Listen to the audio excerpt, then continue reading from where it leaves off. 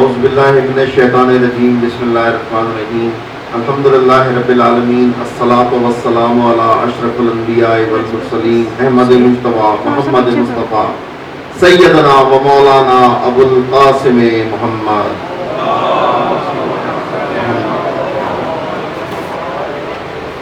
وعلى آلہ الطیبین الطاہرین المعصومین المظلومین عزب اللہ الذی انکم الرجس اہل البیت وَيُطَهِّرَكُمْ تَطْهِيرًا.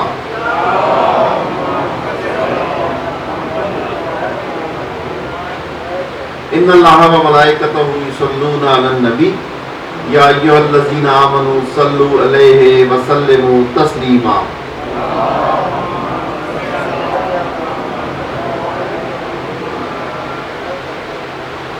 لے زندگی کا خمس علی کے غلام سے، لے زندگی کا خمس علی کے غلام سے، اے موت آ ضرور مگر احترام سے، اے موت آ ضرور مگر احترام سے، عاشق ہوں گر ذرا بھی اذیت ہوئی مجھے، عاشق ہوں گر ذرا بھی اذیت ہوئی مجھے، شکوہ کروں گا میں تیرا اپنے امام سے۔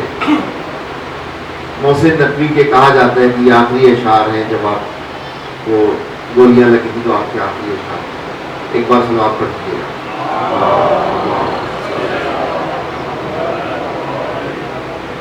قومی کرام، جیسا کہ آپ کو معلوم ہے کہ ہم وقت کی بہت پابندی کرتے ہیں، انشاءاللہ 20 سے 25 منٹ میں یہ مجلس انشاءاللہ اپنے اختتام کو پہنچے گی۔ ہمارا بالکل ایک ٹائم ہے جس کی ہم بہت زیادہ پابندی کرتے ہیں، اور مجھے اس بات کی بڑی خوشی ہے کہ آج عملی طور پر تو ہماری مجلس انجام پا گئی ماشاءاللہ۔ اللہ تعالیٰ سلامت رکھے مجتبیٰ مہدی برادر ظہیر علی صاحب، رضا جعفری اور عقیل کاظمی صاحب، یہ تمام نے بہت ہی خوبصورت یہاں پر پڑھائی۔ سب کی صحت اور سلامتی اور درازی ان کے لیے بآواز بلند صلوات۔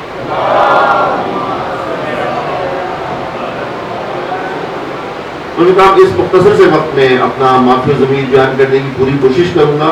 انشاءاللہ میری کوشش ہوگی کہ جلد جو ہے وہ اگر آپ ساتھ ساتھ چلیں گے تو میں جلدی سے اپنا جو معافی ضمیر ہے انشاءاللہ بیان کر دوں گا آپ حضرات کی خدمت میں۔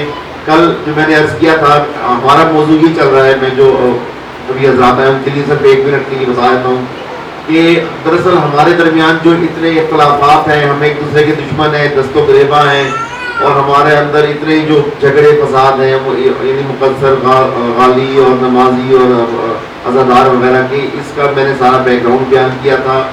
ایران میں آنے والا انقلاب بیان کیا تھا، ایران میں سارے سانحات بیان کیے، اور پھر اس وجہ سے پھر دوسری طاقتوں نے اس ڈر سے کہ ایران کے انقلاب کہیں ایکسپورٹ نہ ہو جائے، ایران کے چاروں طرف شیعہ دشمن قوتوں کو بڑھاوا دیا، جس کی وجہ سے مختلف سازشیں کی گئی، جس کی وجہ سے نقصان پہنچانے کی کوشش کی گئی شیعت کو بھی، لیکن اس سے نقصان جب نہ پہنچا سکے تو پھر انہوں نے، ان کے تھنک ٹینک نے یہ سوچا اور یہ سمجھا کہ ان جو شیعہ مسلمان ہیں ان کی سب سے بڑی طاقت مرجعیت ہے، ان کے جو مرجع تقلید ہیں آیت اللہ جو ہیں وہ ان کی سب سے بڑی طاقت ہے۔ وہ ایک فتویٰ دیتے ہیں اور پورے شیعہ حیدر کرار جو ہے ان کے حکم پر اتنا زبردست ری ایکشن دیتے ہیں کہ دشمن کو شکست دے دیتے ہیں۔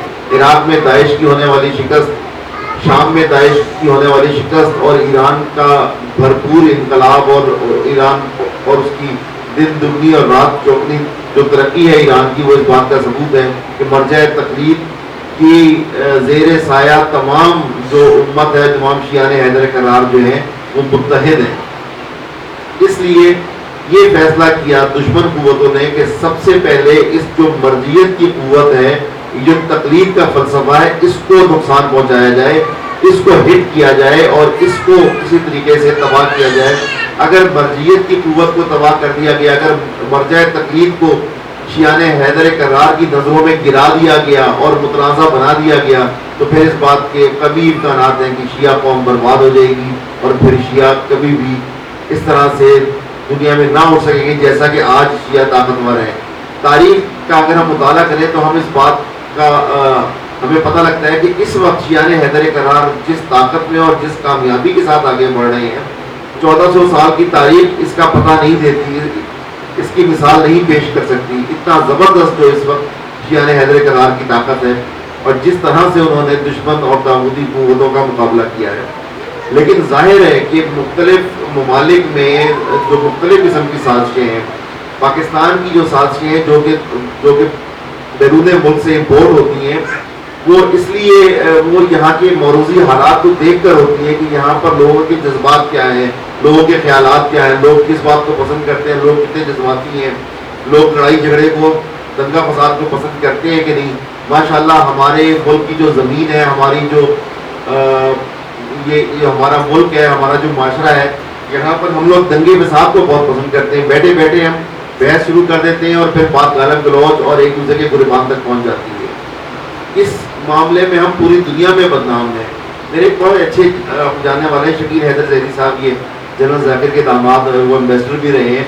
تو ان سے میری بات چیت ہوئی، کہنے لگے کہ میں آقا سیستانی سے مل کر آیا ہوں. تو میں نے کیا بات ہوئی، کہنے لگے انہوں نے ایک میسیج دیا پاکستانی برادران کے لیے. میں نے ان سے پوچھا کہ قبلہ پاکستانی برادران کے لیے کوئی میسیج ہے، کوئی پیغام ہے آپ کا؟ تو آقا سید علی حسین سیستانی نے فرمایا کہ پاکستانی برادران کو میرا صرف ایک ہی میسیج دیجیے گا، ان سے کہیے گا کہ آپ لوگ بہت لڑتے ہیں، بہت لڑتے ہیں آپ لوگ، ایسا نہ کیا. بس یہ ایک جملے کا میسج جو ہے وہ شیعان حیدر کرار کو دیا گیا.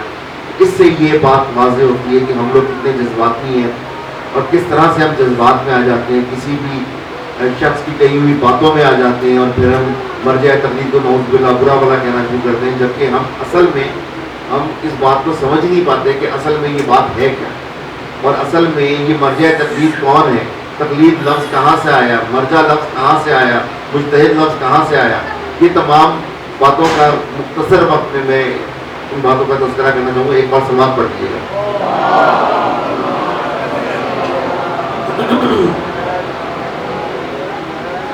نبی کرام جیسا کہ طالب جونی نے فرمایا کہ اللہ سے ہمارا جو رابطہ ہے، اللہ الٹیمیٹلی ہمیں اتباع کس کی کرنی ہے؟ رب العزت کی اتباع کرنی. رب العزت نے ہمیں اتباع کے لیے اشارہ کیا رسول اکرم صلی اللہ علیہ وآلہ وسلم کی طرف.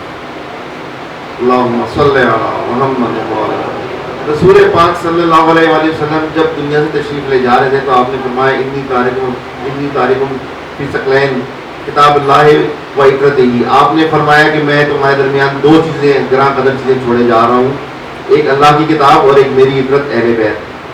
اہل بیت میں 12 امام آئے اور 12 امام، جو 12 امام کے 12ویں جو ہمارے امام تھے وہ جب غیبت کبریٰ میں جانے لگے تو انہوں نے فرمایا کہ اب آنے والے زمانے میں جو بھی واقعات ہوں گے اس کا ہماری راویان حدیث سے اس کی رہنمائی حاصل کرنا اور ان کی تقلید کرنا. تو یہ بات 12ویں امام نے ہمیں فرمائی. 12ویں امام کی پیش گوئی، ہمارے 12 اماموں کی پیش گوئی جو ہے وہ رسول پاک نے کی تھی، اور رسول پاک کی طرف ہمیں بھیجا اللہ رب العزت کی ذات نے. گویا اللہ سے لے کے اور 12ویں امام تک کا رابطہ ہماری سمجھ میں آتا ہے. جب 12ویں میں تشریف لے جا رہے تھے تو انہوں نے فرمایا ہمارے راویان حدیث سے رجوع کرو، ہمارے راویان حدیث سے رجوع کرو. رجوع جس کو کیا جاتا ہے اس کو کہا جاتا ہے مرجع. گویا عربی میں کوئی ہم نے اپنی طرف سے یہ لفظ نہیں بنایا، کوئی آیت اللہ نے اپنی طرف سے یہ لفظ، امام زمانہ کا بنایا ہوا لفظ ہے کہ جس کی طرف رجوع کیا جائے اس کو کہا جاتا ہے مرجع. وہ مرجع ہے. اور ہمیں وہاں یقلدو تقلید کرو اس کی. جب تقلید کرنے کا لفظ وہاں سے ہے اور ہم تقلید کرتے ہیں.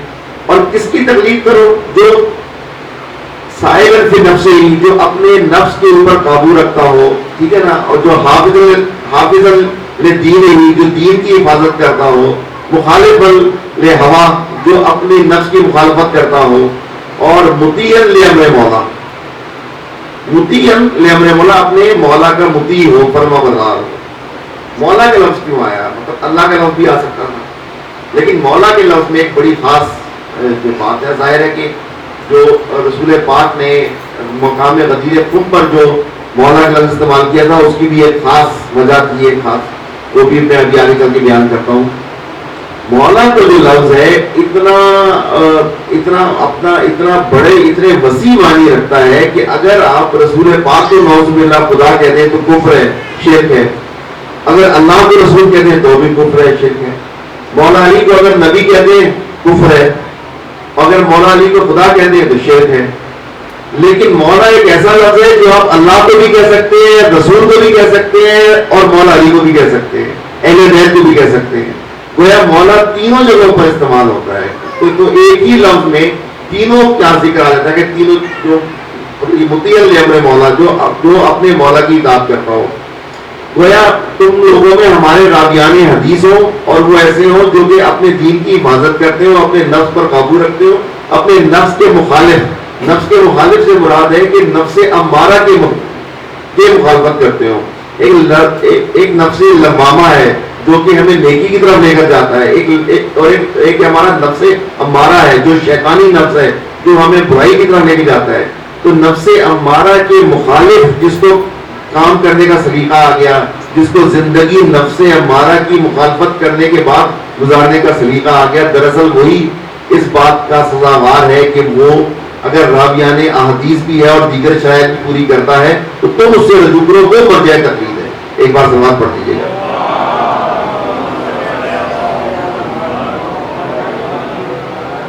اب رہ گئی بات یہ کہ مولا، جیسا کہ ظاہر ہے کہ رسول پاک نے فرمایا کہ من تم تو مولا فہذا علی مولا، مقام غدیر کن کے اوپر. اور اس سے پہلے اللہ تعالیٰ نے فرمایا اللہ مولایا، وہ مولا ہی من تم، یعنی اللہ میرا مولا ہے، میں تم سب کا مولا ہوں. پھر رسول پاک نے فرمایا من تم تو مولا فہذا علی مولا. اس پر آپ یہ دیکھیے کہ بہت ہی عجیب و غریب، یعنی کچھ جو حضرات ہیں، یہ تو اس بات کا انکار تو کوئی بھی نہیں کر سکتا کہ رسول پاک نے یہ بات فرمائی تھی. یہ تو سبھی اس بات کو مانتے ہیں کیونکہ یہ اتنی بڑی حدیث ہے کہ اس کو 110 صحابہ اور 80 تابعین نے اس کو نقل کیا ہے. 110 صحابہ اور 80 تابعین نے نقل کیا ہے. لیکن دلچسپ بات یہ ہے کہ یہ حدیث صحیح بخاری میں موجود نہیں ہے. صحیح بخاری کا کی جو نظر التفات ہے وہ اس پر نہیں پڑھ سکی. بہرحال دیگر کتابوں میں، مسلم میں، مستدرک میں اور تمام کتابوں میں موجود ہے، لیکن صحیح بخاری جو نمبر 1 کتاب ہے اس میں یہ حدیث موجود نہیں ہے. جبکہ صحیح بخاری کی 6 لاکھ احادیث میں سے 5,500 احادیث جو ہیں وہ امام بخاری نے سلیکٹ کی. یعنی امام بخاری فرماتے ہیں کہ 6 لاکھ احادیث میں سے میں نے حدیث غدیر خون بھی شامل ہے. یہی کم و بیش صورتحال صحیح مسلم کی بھی ہے کہ صحیح مسلم کی 7 لاکھ احادیث میں سے 6,000 احادیث جو ہیں لیس دین 1% احادیث کو سلیکٹ کیا گیا، اور وہ احادیث جو ہیں وہ پھر صحیح مسلم کی زینت بنی. ایک بار سلوات پڑھ لیجیے گا.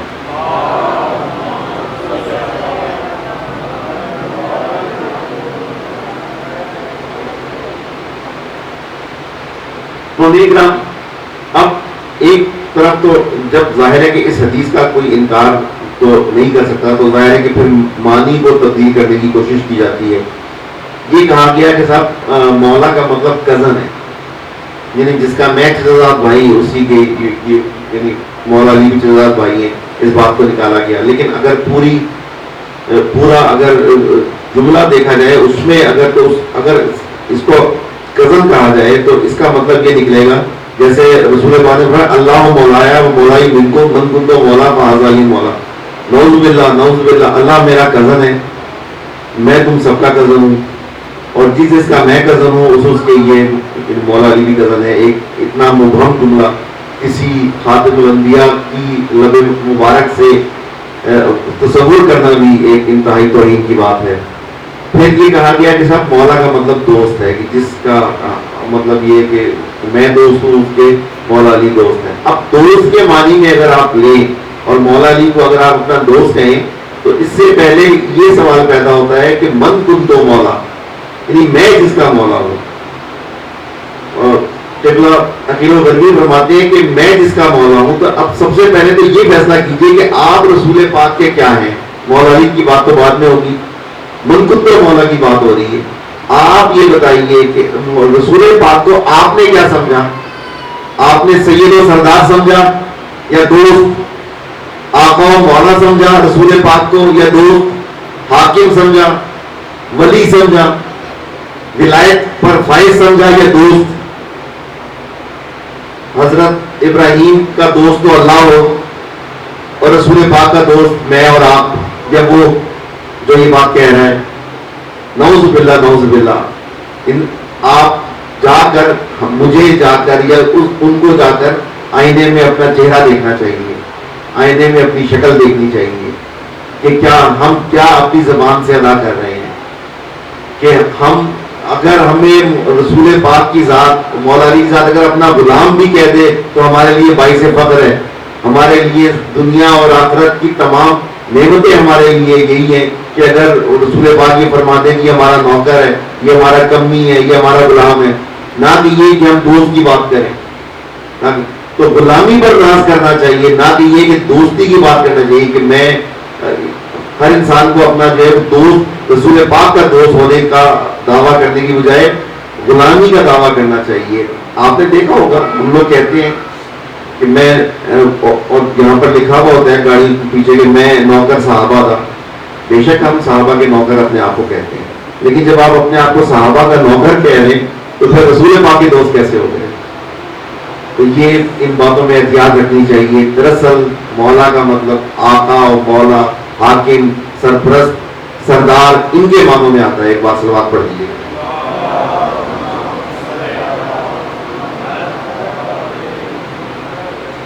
اس سلسلے میں میں یہی عرض کرنا چاہتا تھا کہ جیسا کہ یہ جو تقلید کی بات تھی کہ رسول کہ اللہ تعالیٰ کے پاس سے ہوتے ہوئے رسول پاک اور پھر رسول پاک سے ہوتے ہوئے یہ ساری جو سلسلہ ہے وہ ہمارے ائمہ کے پاس آیا, اور پھر غیبت کبریٰ میں جاتے ہوئے امام ہمارے جو 12ویں امام تھے, آپ نے فرمایا امام الزمان نے کہ اب ہمارے راویان احادیث کے ساتھ ان سے منسلک ہو جانا اور ان سے رابطہ رکھنا. انتہائی دلچسپ بات آپ کو بتانا چاہوں گا کہ 329 ہجری میں, 255 ہجری میں آپ کی پیدائش ہے امام زمانہ کی, 260 ہجری میں آپ کی غیبت ہے, 69 ایئرز آپ کی غیبت جاری رہی. 329 ہجری میں آپ کی غیبت کبریٰ شروع ہوئی. 4 نوابین تھے آپ کے نائب تھے 4, وہ بھی مجتہد تھے, وہ بھی مرجع تقلید تھے. آپ نے باقاعدہ پریکٹس کرائی, امام زمانہ نے اس بات کی پریکٹس کرائی کہ غیر معصوم کی تقلید کرو میرے ہوتے ہوئے. مولا امام زمانہ موجود تھے, غیبت صغریٰ میں تھے, رابطہ موجود تھا نائب کا, لیکن نائب کے ذریعے رابطہ کیا, خود ڈائریکٹ رابطہ نہیں کیا. غیبت صغریٰ میں ڈائریکٹ رابطہ نہیں کیا. اس کی وجہ کیا تھی؟ کسی عالم سے پوچھ کے مجھے بتا دیں, کسی سے جو اس طرح کی بحثیں کرتے ہیں. جناب علی بات صرف اتنی تھی کہ ہمیں 12ویں امام معصومین کی اطاعت کے سسٹم سے غیر معصومین کی تقلید کی طرف لا رہے تھے. معصومین کی بیعت ہوتی تھی, معصومین کی بیعت کرتے تھے, غیر معصوم کی تقلید ہوتی ہے. بیعت اور تقلید میں زمین آسمان کا فرق ہے. جو لوگ گمراہ کرتے ہیں کہ صاحب وہ ہم غیر معصوم کی تقلید نہیں کرتے ہیں, انتہائی غلط کہتے ہیں. تقلید تو ہوتی ہے غیر معصوم کی ہے, معصوم کی بیعت ہوتی ہے. بیعت یہ ہے کہ مولا علی علیہ السلام کی میں نے بیعت کی, امام زمانہ کی بیعت کی, میں نے رسول پاک کی بیعت کی. رسول پاک مجھ سے, میری جان سے بڑھ کر حق ولایت مجھ پر رکھتے ہیں. مولا علی علیہ السلام میری جان سے, میرے والدین سے بڑھ کر حق ولایت مجھ پر رکھتے ہیں. لیکن جو مرجع تقلید ہے وہ صرف دینی مسائل کے لیے مجھ پر حاکم ہے, وہ میری جان سے بڑھ کر مجھ پر حق نہیں رکھتا. وہ ذرا سا بھی اگر کوئی غلط مسئلہ بیان کرے گا میں اپنی تقلید کو تبدیل کر سکتا ہوں, لیکن معصوم امام کی بیعت سے نکلنا اپنے آپ کو جہنم کی دعوت دینے کے مترادف ہے. تو بیعت کسی معصوم کی بیعت اور کسی غیر معصوم کی تقلید میں یہ فرق ہے, جو کہ زمین آسمان کا فرق ہے. ایک بار سلوات پڑھ دیجیے گا.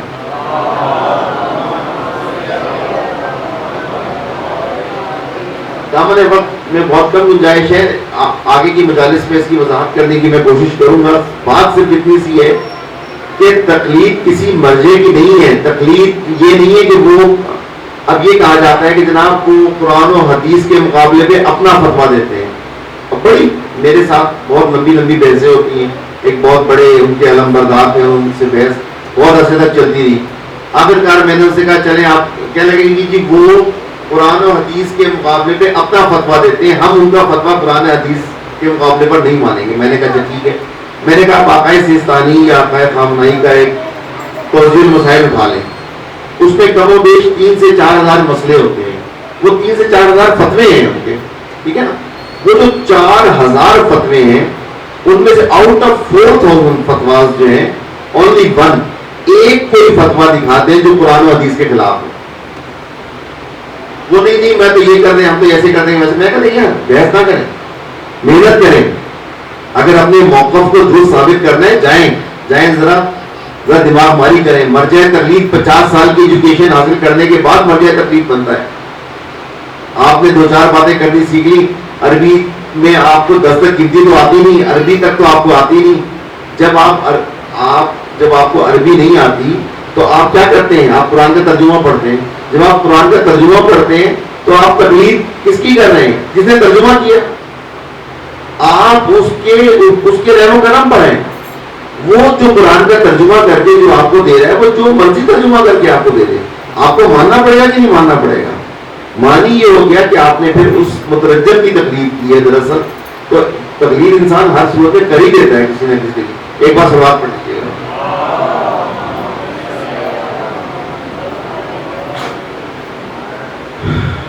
امنی کرام, دامن وقت میں گنجائش بالکل تمام ہوئی. انشاءاللہ میری کوشش ہوگی, ہر روز یہ ہو جاتا ہے لیکن ہمارا مقصد جو ہے وہ مجلس وفا کرنا ہے. موضوع اگر نہ بھی ہو سکے تو زندگی میں کبھی ہو جائے گا, لیکن میری کوشش ہوتی ہے کہ اپنے موضوع کو مکمل کروں. انشاءاللہ زندگی رہی تو مکمل بھی کر لیں گے. لیکن یہ وقت ایسا ہے کہ اس وقت اگر ذکر مصائب کر لیا جائے. آج 3 محرم ہے. کل میں نے مولانا حسین کی آمد جو ہے اس کا ذکر کیا تھا. آج میرا دل چاہتا ہے کہ اسی سے مربوط کر کے کل میں نے کچھ دور کا واقعہ سنایا تھا, اور کس طرح سے دور ابن یزید ریاحی نے مولانا حسین کا راستہ روکا, اور کس طرح سے مولانا حسین نے ان کو پانی پلایا, اور آخر کار پھر کربلا آ گئے. آخر کار ان تمام واقعات کو چھوڑتے ہوئے شب عاشور آ گئی.